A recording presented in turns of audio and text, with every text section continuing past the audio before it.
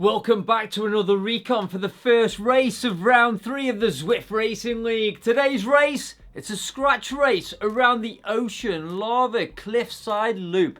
A short 19.2 kilometers, but it promises to be all fireworks for this opening race. Let's not forget, we also need to announce the winner of the competition we did during the last round of the Zwift Racing League. Let's get into this week's recon.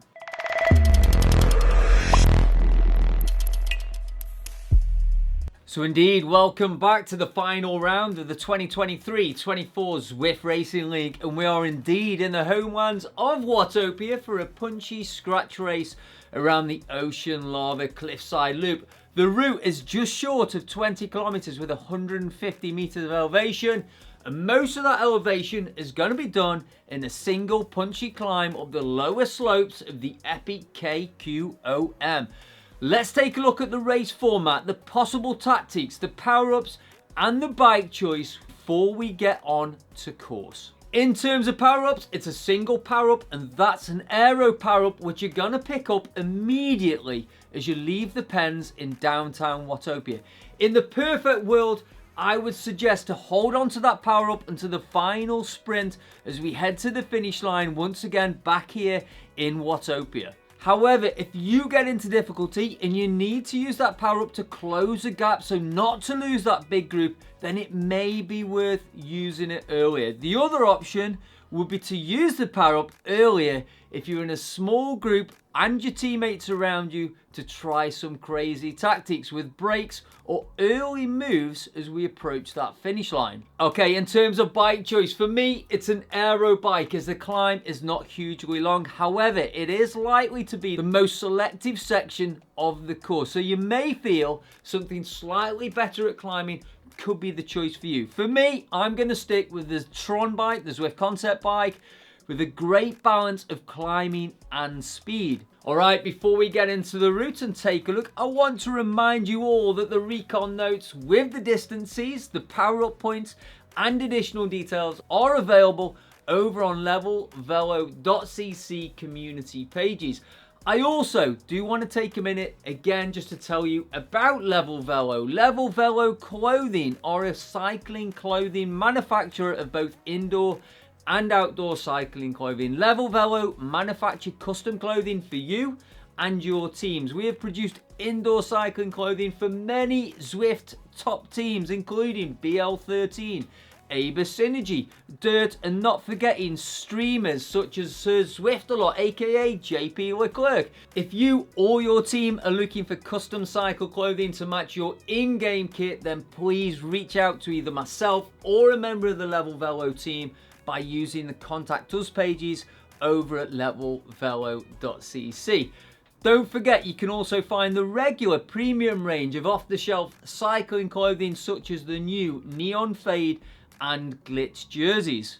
Thanks for your time, I really appreciate it. But before we get into the pens, I know I've talked enough already, but I promised to tell you the winner from the last competition we did in the last round. This was the Level Velo competition to win shorts and a jersey. Well, the winner was Hannah Gould. Hannah, I've emailed you. No response yet, so if you're watching, drop me a message. If you've got some teammates, let her know. She's won some Level Velo clothing and we want to send it out to her. Just to let you know, next week we are launching another competition, which is a little bit different this time and requires some of your artistic input. So be sure to come back for that.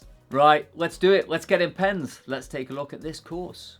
Okay, so we're in the pens. This is a small race that I did, so tactics are likely going to play out very differently.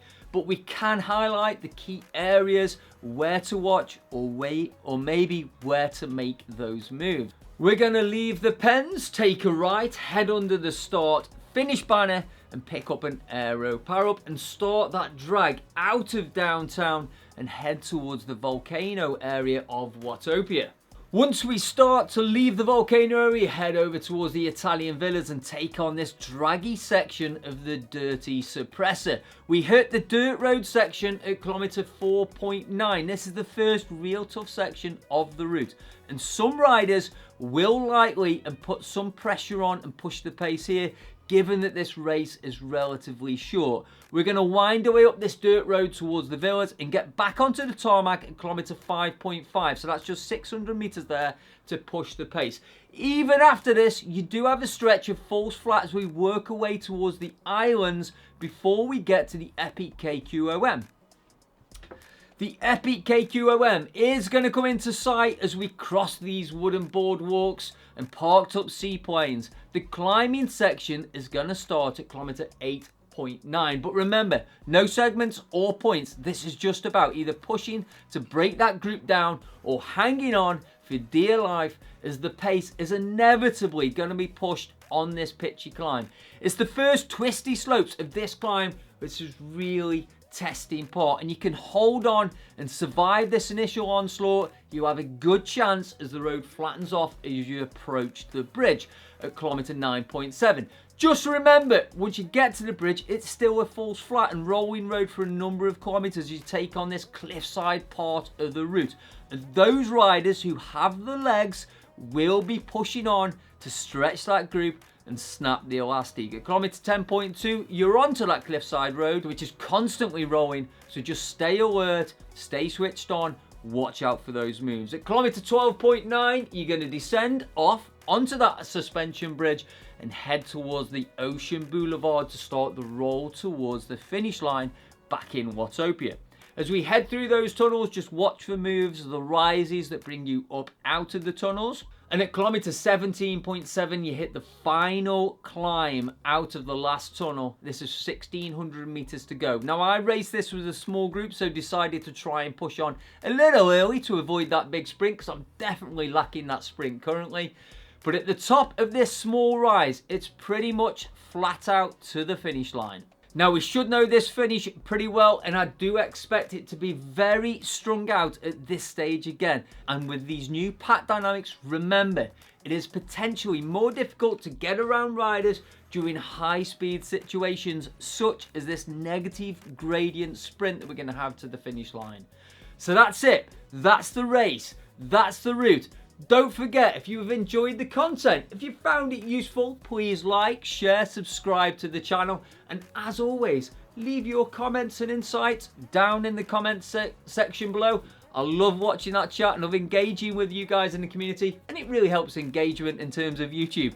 Good luck, and we'll see you soon for another Zwift Racing League Recon.